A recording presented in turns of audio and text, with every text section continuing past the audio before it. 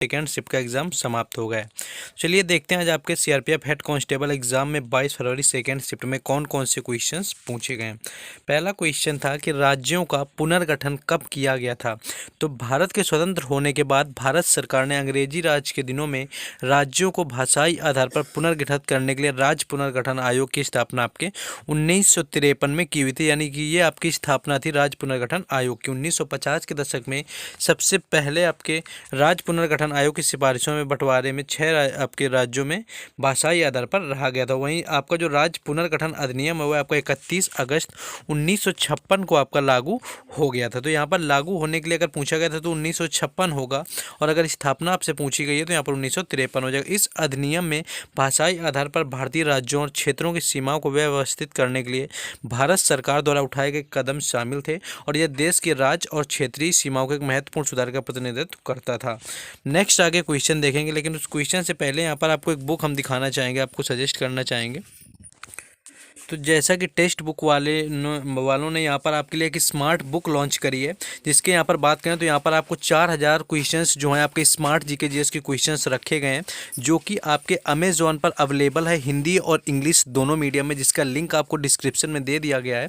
तो आप वहाँ से जाकर के चेक कर लें। और यहाँ पर डिस्काउंट की बात करें तो यहाँ पर आपको 2 सक्सेसिव डिस्काउंट मिलने वाले, यानी पहला आपका 60% का डिस्काउंट होने वाला है, और दूसरा यहाँ पर आपको 10% का, यानी कि लोवेस्ट प्राइस वीक में आपका सिर्फ ये ध्यान रखना चल रहा है, जो कि 22 से 28 फरवरी तक आपका रखा गया था।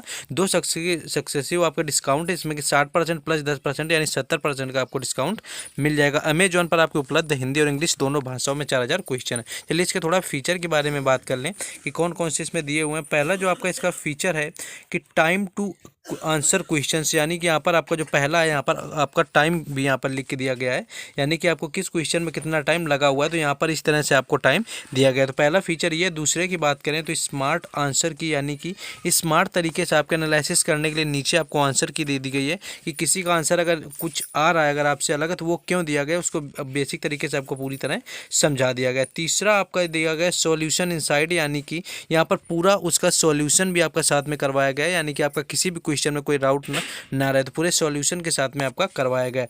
चौथा आपका जो यहाँ पर फ्री वीडियो लेसन्स के हिसाब से आपका दिया गया है। अगर आपके राइट साइड में देखेंगे बुक के हर पेज में आपको एक QR कोड दिया गया है, जिसको स्कैन करके आपके वीडियो के माध्यम से भी इन सारे लेक्चर्स को आसानी से देख सकते हो। तो ये भी आपको यहाँ पर QR कोड हर पेज में आपके राइट कॉर्नर में लगाकर दे दिया गया। तो इससे क्या होगा कि आप उसका सॉल्यूशन आराम से वीडियो के माध्यम से देख सकते हैं। तो जिन लोगों को परचेस करना है, वीडियो को डिस्क्रिप्शन में लिंक है, वहाँ से जाकर चेक कर लें। दोनों माध्यम हिंदी और इंग्लिश दोनों मीडियम में आपका दिया है। लोवेस्ट प्राइस है आपका 22 से 28 फरवरी, और यहाँ पर 60 प्लस 10% का डिस्काउंट दिया गया। चलिए अब क्वेश्चन में अपने वापस आते हैं।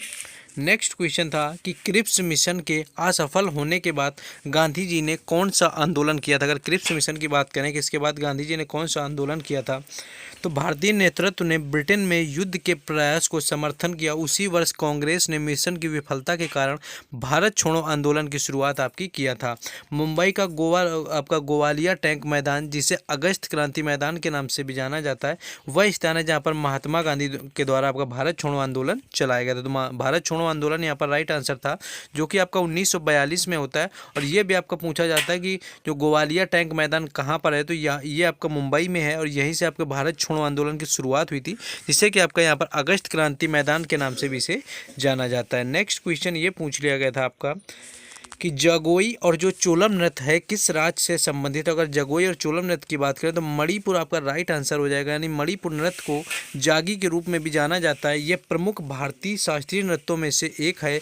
मेहती लोगों को जातीय बहुमत नृत्य को जागोई और सिल्वान देवताओं के सम्मान में मनाए जाने वाले पारंपरिक उत्सव को आपको लाई हरोबा कहते हैं। तो यहाँ पर आपका जगोई और जो चोलम नृत्य है ये भारत के उत्तर पूर्वी राज्य मणिपुर से संबंधित है। तो मणिपुर का संबंधित यहाँ पर फेस्टिवल आपका पूछ लिया गया था।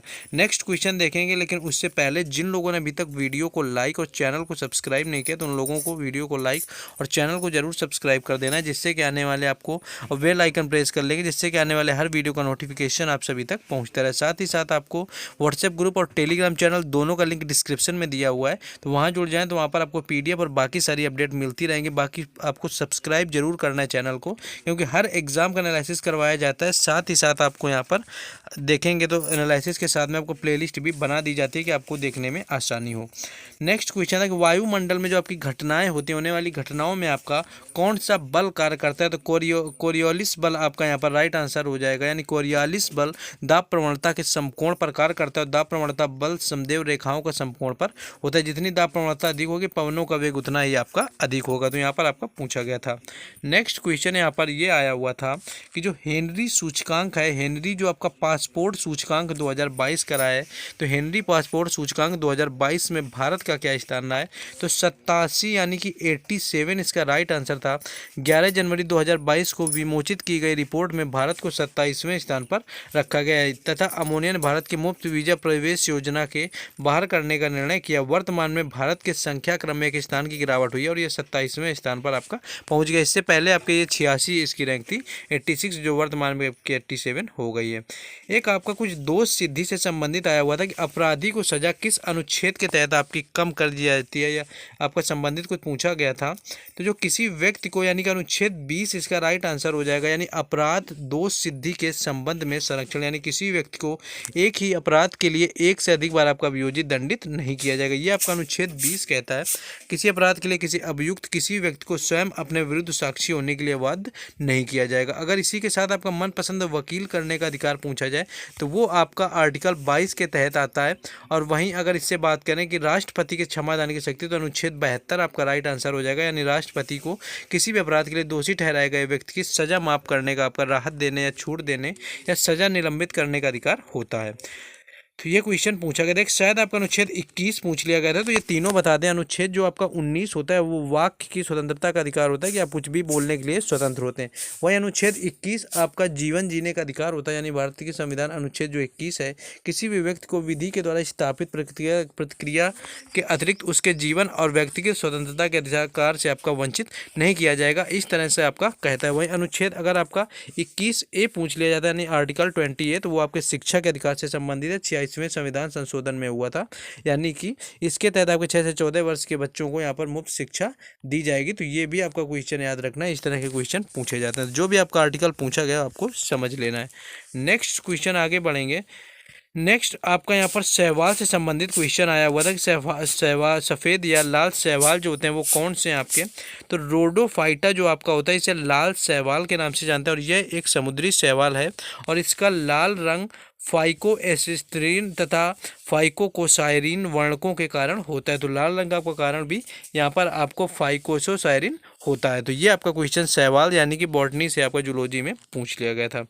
नेक्स्ट आपका कुछ एक चंदेरी के युद्ध से संबंधित आपको मैचिंग करने के लिए आया हुआ था कि चंदेरी का युद्ध क्या है या किस तरह से आपका हुआ था या किसके मध्य हुआ था। तो चंदेरी के युद्ध की बात करें तो चंदेरी का युद्ध आपका 29 जनवरी 1528 में मुगलों तथा राजपूतों के मध्य में आपका लड़ा गया था। खानवा के युद्ध के पश्चात यानी बाद में राजपूतों की शक्ति पूरी तरह नष्ट नहीं हुई थी, इसलिए बाबर ने चंदेरी का युद्ध शेष राजपूतों के खिलाफ लड़ा था। इस युद्ध में राजपूतों की सेना का नेतृत्व मेदिनी राय ने किया था। यानी ये युद्ध है आपका चंदेरी का 1528 में मेदिनी राय और बाबर के बीच में होता है, इसमें कि आपका बाबर विजय हुआ था। तो ये क्वेश्चन आपका कुछ इससे रिलेटेड पूछा गया था।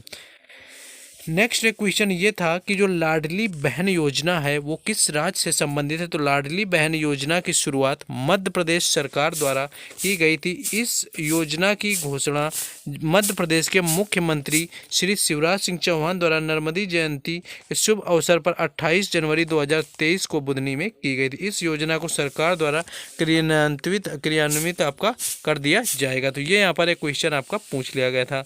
नेक्स्ट क्वेश्चन था कि अपना उल्लू सीधा करना जो आपका होता है यानी अपना काम निकालना, इससे संबंधित एक मुहावरा पूछा गया था। तो जो अपना उल्लू सीधा करना मुहावरे का अर्थ होता है यानी कि अपना हित साधना या अपना फ़ायदा कर लेना या फिर आपका अपना काम निकाल लेना, इससे संबंधित आया हुआ था कि अपना काम निकाल लेना मुहावरा।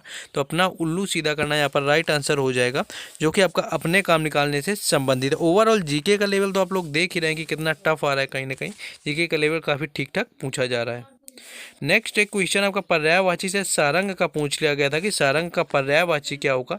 तो सिंह जो आपका है, सिंह यहाँ पर वनराज, शार्दुल नाहर, सारंग, मृगराज, केसरी, शेर, महावीर, व्याघ्र, पंचमुख, मृगेंद्र। तो ये सारे कुछ आपके पर्यायवाची हैं जो कि यहाँ पर आपके पूछे गए थे सारंग से रिलेटेड। तो ये कुछ क्वेश्चन थे आपके जो कि आपके यानी 24 आपके 28 फरवरी